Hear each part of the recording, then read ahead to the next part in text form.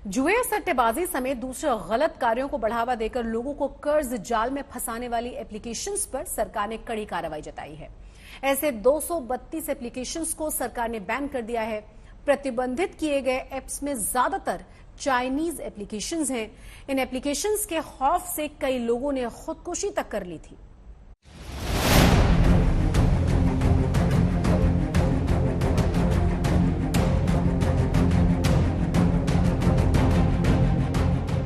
गृह मंत्रालय ने एक बार फिर चाइनीज ऐप्स के खिलाफ कड़ी कार्रवाई की है। इस एक्शन की वजह से ये ऐप लोगों के साथ फाइनेंशियल फ्रॉड करने में लगे हुए थे। इसके चलते गृह मंत्रालय ने 232 ऐप्स पर प्रतिबंध लगाने की प्रक्रिया शुरू कर दी है। इन पर अवैध तरीके से लोन देने, जुए और सट्टेबाजी में शामिल होने का आरोप है। बैन किए जाने वाले ऐप्स की लिस्ट में ज्यादातर चीनी ऐप्स हैं। इलेक्ट्रॉनिक्स और सूचना प्रौद्योगिकी मंत्रालय के मुताबिक इन ऐप पर तुरंत प्रभाव से प्रतिबंध लगाने का आदेश जारी कर दिया गया है। जिन ऐप को बैन किया जा रहा है उनमें 138 ऐप सट्टेबाजी, जुआ और मनी लॉन्ड्रिंग में शामिल हैं। वहीं अनधिकृत तरीके से लोन के जाल में फंसाने वाले 94 ऐप हैं। इन चीनी लोन ऐप की मोडस ऑपरेंडी की बात करें तो ये लोगों को ठगने के साथ ही उन्हें कर्जदार भी बना रहे हैं।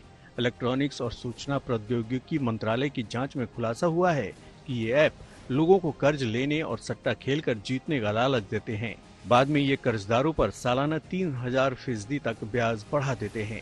जब कर्जदार लोन के पैसे वापस करने में नाकामी जताते हैं तो उन्हें बुरी तरह से परेशान और प्रताड़ित किया जाता है। उन्हें व्हाट्सएप समेत कई सोशल मीडिया मंच पर भद्दे मैसेज भेजे जाते हैं।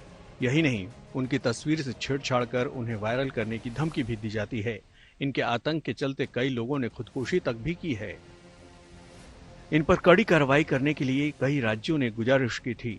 दिल्ली समेत तेलंगाना, ओडिशा, यूपी ने गृह मंत्रालय से इन ऐप पर कार्रवाई करने की सिफारिश की।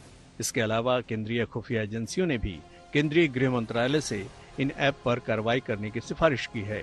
इन ऐप्स पर केवल लोगों को ठगने के आरोप ही नहीं लगे हैं।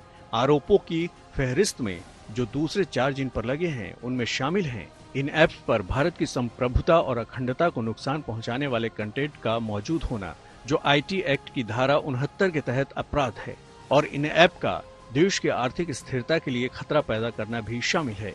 ऐसे में सरकार का ये फैसला वाकई काबिले तारीफ है और कई लोगों की जान बचाने में भी मददगार साबित हो सकता है। हालांकि चाइनीज ऐप पर यह कोई पहली कार्रवाई नहीं है। इसके पहले भी कई बार सैकड़ों की संख्या में चीनी ऐप्स को बैन किया जा चुका है। यहाँ तक कि भारत समेत दुनिया भर में बेहद लोकप्रिय रहे टिकटॉक और पबजी को भी अलग अलग वजहों से भारत में बैन किया जा चुका है। आज तक ब्यूरो।